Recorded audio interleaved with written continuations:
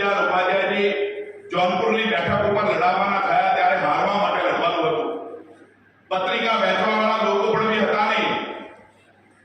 પંડિત દીનદયાળ ઉપાધ્યાયજીએ કહ્યું કે હું ચૂંટણી લડીશ, કોઈને એક રૂપિયો નહીં આપું, કોઈને લાંચ નહીં આપું, કોઈને દારૂ નહીં આપું, કોઈને પ્રલોભન પણ નહીં આપું, ભલે હું હારી જઈશ તો વાંધો નહીં. એવી દશા હતી તે વખતે. અને એવી વખતે આપણી આ પાર્ટી ઊભી થયેલી છે. 1967 પંડિત દીનદયાળ ઉપાધ્યાયજી ટ્રેનમાંથી એમની લાશ મળી અને તે વખતે અત્યાર સુધી એમનું રહસ્ય અકબંધ છે કે કેવી રીતે એમનું મોત થયું ખબર નહીં. તો એવા બિરલા પંડિત દીનદયાળ ઉપાધ્યાયજી આપણે ગુમાવ્યા અને પછી પાર્ટી આપણી ચાલતી હતી ત્યારે બધાએ નક્કી કર્યું 1980 અને એ પહેલા કટોકટી અને મોરારજીભાઈની સરકારમાં આપણે ભેગા રહીને સરકાર ચલાવી હતી ત્યારે અટલ બિહારી વાજપેયી સાહેબને એવું થયું કે આપણે એક નવી પાર્ટીનું આયોજન કરવું જોઈએ અને એ પાર્ટી માટે મહારાષ્ટ્રમાં 6 એપ્રિલે 1980 નો દિવસ અને ભારતીય જનતા પાર્ટીની પહેલી સ્થાપના એમણે કરી. એના પ્રમુખ તરીકે અટલ બિહારી વાજપેયી સાહેબ હતા.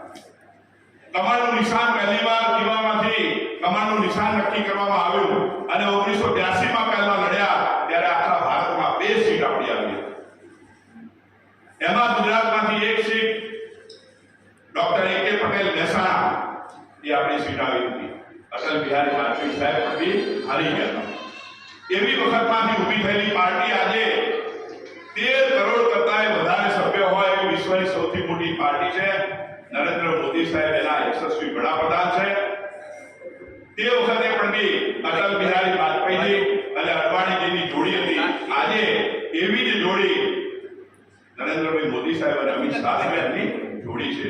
અને આવી પાર્ટીની ઉજવણી 6 એપ્રિલનો સ્થાપના દિવસ આપણે ઉજવવાનો છે. ત્યારે પહેલું કામ સવારમાં ઋષિભાઈએ વાત કરી એમ આપણે દરેક પોતાના ઘર ઉપર જે સક્રિય સભ્યો છે એ પોતાની ઓફિસ પર કે પોતાની દુકાન પર 5 થી વધારે ફૂટનો ઝંડો, મતલબ નાની ડંડી પર નહીં, હવે પાર્ટી મોટી થઈ છે તો 5 થી 10 ફૂટનો ડંડો રાખીએ સરસ, અને એની પર મોટો ધ્વજ ફરકાવીને એનો ફોટો સોશિયલ મીડિયામાં અપલોડ કરવાનો, પાર્ટીમાં અપલોડ કરવાનો, બધી જગ્યાએ મૂકવાનો છે.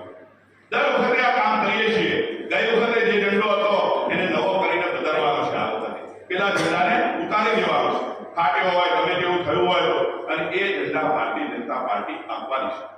એની સાથે સેવાના જે કાર્યો કરવાના છે એની વાત પણ ઋષિભાઈએ તમને કરી છે.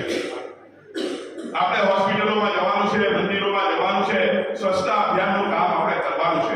નગરપાલિકાની સફાઈ બીજી જગ્યાઓ પર થાય છે પણ મંદિરની અંદર ન થાય, શાળાની અંદર ન થાય, હોસ્પિટલની અંદર ન થાય, તો એવું સેવાનું કામ પણ બીજે દિવસે આપણે મિત્રો કરવાનું છે. એની સાથે શાળાઓની અને હોસ્પિટલોની મુલાકાત લેવાની છે. ત્યાં શું અગવડો છે, કેવી પરિસ્થિતિ છે એ જોઈને આપણે રિપોર્ટ આપણી પાર્ટીમાં આપણા મંત્રીઓને આપણી સરકારમાં કરવાનો છે કે જેના કારણે વિકાસના કામો કેવી રીતના થઈ રહ્યા છે, શું ખૂટતી કડીઓ છે એની ખબર પડે. એટલા માટે જવાનું છે, કોઈ વિઝિટ કરવા આપણે જવાનું નથી. ભગવતસિંહ આપણે કહ્યું ને એ કામ પણ બી આપણે કરવાનું છે મિત્રો. નદી નાળા અને તળાવની સફાઈઓનું કામ અઘરું કામ છે, આપણે જાણીએ છીએ, પણ એને પ્રોત્સાહન આપીને એ કામોમાં પણ બી આપણે ભાગ લેવાનો છે. અને ગામ ચલો અભિયાનમાં જ્યારે આપણે જઈએ છીએ ત્યારે ત્યાં જઈને વડીલોને મળવાનું છે. આપણી સરકારે કામ કરેલા છે એવા મોટા કામો, વન નેશન વન ઇલેક્શન હવે આવવાનું છે એની વાત પણ બી આપણે જઈને કરવાની છે. યુસીસી ની વાત પણ બી આપણે જઈને કરવાની છે. અને હમણાં જ મોટામાં મોટું બિલ ગઈકાલે જે પાસ થયું વકફ બોર્ડનું, એની વાત પણ બી આપણે ગામ જઈને કરવાની છે. એ મુદ્દાઓ હેઠળ આપણે ગામ ચલો અભિયાન છે મિત્રો, એની વાત કરવા માટે આપણે જવાનું છે. ઘણા વિકાસના નાના કામ કરીશું છતાં મત મળતા હોતા નથી. રાષ્ટ્ર ભાવનાના જે કામો છે એની વાત આપણે કરવી પડશે. ગઈકાલે અમિત શાહ સાહેબને તમે સાંભળ્યા હશે, બરાબર રીતે વકફ બિલ માટે જે એમણે વાત કરી છે, ધુઆધાર રજૂઆત કરીને આ બિલ મધરાતે 12 વાગે પાસ કરવામાં આવ્યું છે.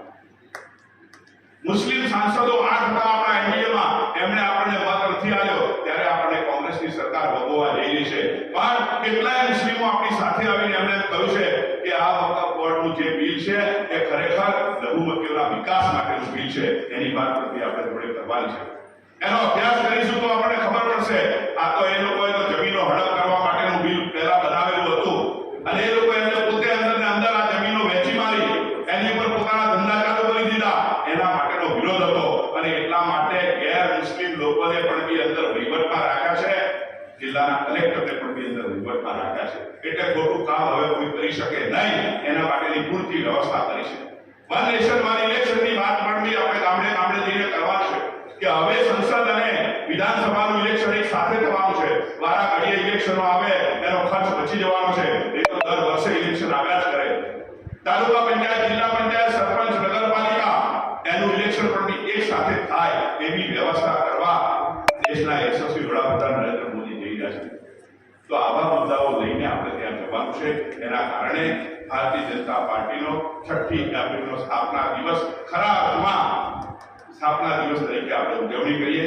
રામનવમીમાં તો જોરદાર કાર્યક્રમ નગરના લોકો, માનદીપભાઈ અને એમની ટીમ આખી કરતી હોય છે. આપણે તો ભાગ લેવાનો છે. ફક્ત અંદર સમીરભાઈ બધા ખૂબ મોટી અને સરસ વ્યવસ્થા કરે છે. ડીજેની વ્યવસ્થા હોય છે, રેલીમાં ઘણા લોકો હોય છે, પણ વધુમાં વધુ લોકો, તાલુકાના લોકો પણ બી એમાં ભાગ લે એવી વ્યવસ્થા કરીએ.